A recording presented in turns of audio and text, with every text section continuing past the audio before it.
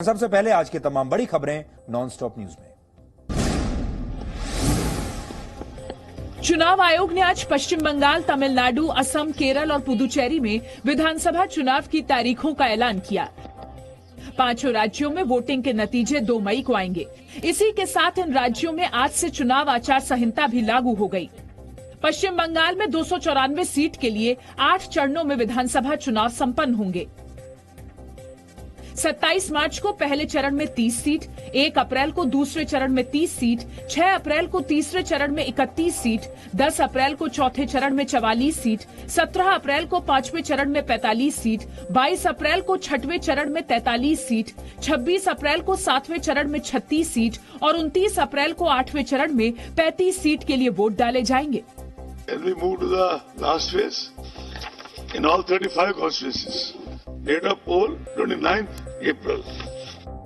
पश्चिम बंगाल में 1,01,000 से ज्यादा पोलिंग स्टेशन होंगे और इस बार पश्चिम बंगाल में 2 विशेष पर्यवेक्षक भी तैनात होंगे। 8 चरणों में पश्चिम बंगाल का चुनाव कराने पर मुख्यमंत्री ममता बनर्जी ने सवाल उठाए हैं। ममता बनर्जी ने चुनाव आयोग से पूछा कि तमिलनाडु और केरल में 1 चरण में ही वोटिंग, तो पश्चिम बंगाल में 8 चरणों में मतदान क्यों? इस फैसले से चुनाव आयोग किसे फायदा पहुंचाना चाहता है? ममता बनर्जी ने विशेष तौर पर दक्षिण 24 परगना की चर्चा की, जहां 3 चरणों में वोटिंग होगी।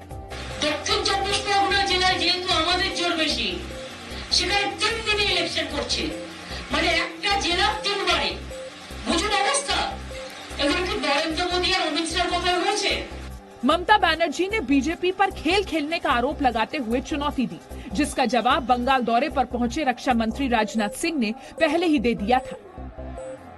क्या ममता दीदी कह रही हैं बंगाल में खेला होवे, लेकिन ममता दीदी मैं कहना चाहता हूं खेला होवे निश्चय ही होवे।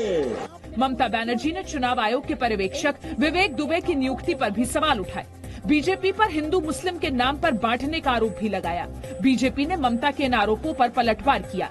जब 6 चरणों के समय आपको पेट में दर्द नहीं था तो 8 में क्या हो रहा है? और ये सिर्फ इसी बात के लिए हो रहा है कि पहले बंगाल की जनता को भय दिखाया गया, अब शायद सत्ताधीश भयभीत है। कोरोना महामारी को देखते हुए इस बार चुनाव आयोग ने बड़ी तैयारी की है। निर्वाचन अधिकारी के कार्यालय में नामांकन के वक्त सिर्फ 2 व्यक्ति मौजूद रहेंगे। नामांकन की ऑनलाइन सुविधा होगी। 80 वर्ष से अधिक उम्र के मतदाताओं को बूथ तक ले जाने का इंतजाम किया जाएगा। मतदान का समय 1 घंटे ज्यादा रखा गया है। हर बूथ पर पीने के पानी का इंतजाम होगा और हर बूथ पर सैनिटाइजर और मास्क की व्यवस्था होगी। I am glad to report to you that on the recommendations of the Commission, Health Ministry has already declared all our poll officials as frontline workers for vaccination. A separate SOP is there for the COVID-19 patients, suspects, quarantined for their voting. प्रत्याशी के चुनाव प्रचार को लेकर भी guidelines जारी की गई हैं। उम्मीदवार समेत घर घर प्रचार में सिर्फ 5 लोग रहेंगे। रोड शो में सिर्फ 5 गाड़ियों को अनुमति दी गई है। इसके अलावा सभी जगहों पर चुनाव प्रक्रिया की वेबकास्टिंग होगी। सीसीटीवी की निगरानी में वोटिंग कराई जाएगी। 5 राज्यों में कुल 824 विधानसभा सीटों पर मतदान होंगे। 5 राज्यों के 18.6 करोड़ मतदाता 2,07,000 बूथ पर वोट डालेंगे। तमिलनाडु की 234 सीट के लिए 6 अप्रैल को मतदान होंगे। 6 अप्रैल को ही एक ही चरण में केरल की 140 सीट के लिए वोटिंग होगी और 6 अप्रैल को ही केंद्र शासित प्रदेश पुदुचेरी में भी मतदाता 30 सीट के लिए वोट डालेंगे। असम में 3 चरणों में चुनाव संपन्न होंगे। असम में 47 सीट के लिए पहले चरण का चुनाव 27 मार्च को होगा। दूसरे चरण के लिए 39 सीट पर वोटिंग 1 अप्रैल को होगी। तीसरा चरण 6 अप्रैल को होगा, जिसमें 40 सीट के लिए मतदाता वोट डालेंगे। वेस्ट बंगाल में 77,413 थे और अब के हैं 1,01,916, इंक्रीज ऑफ 31%। चुनाव आयोग ने ये जानकारी भी दी कि चुनाव तारीखों की घोषणा करते समय त्योहार और परीक्षाओं को ध्यान में रखा गया है। साथ ही 5 राज्यों में संवेदनशील बूथों की पहचान की गई है, जहां शांतिपूर्ण मतदान के लिए सीआरपीएफ की तैनाती होगी।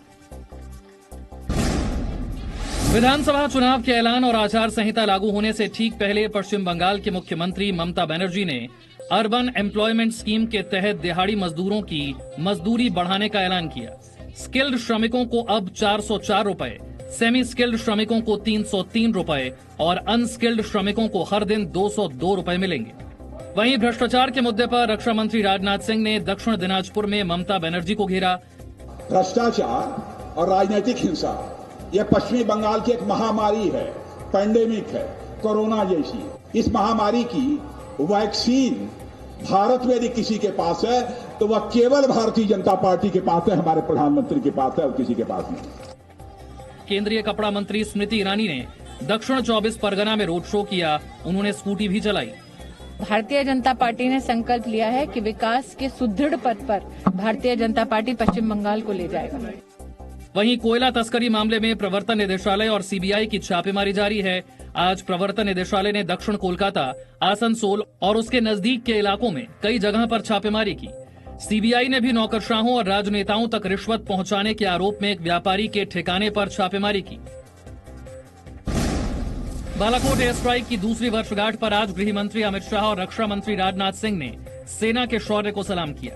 आज ही के दिन 2019 में वायुसेना ने पुलवामा हमले का बदला लेते हुए पाकिस्तान के बालाकोट में एयर स्ट्राइक की थी। बंगाल में एक चुनावी रैली के दौरान राजनाथ सिंह ने चीन के साथ संघर्ष में भी सेना के शौर्य की प्रशंसा की। हमारे सेना के जवानों ने जिस शौर्य और पराक्रम का परिचय दिया है, बहनों भाइयों, आज सारी दुनिया में भारत का मस्तक ऊंचा हो गया है।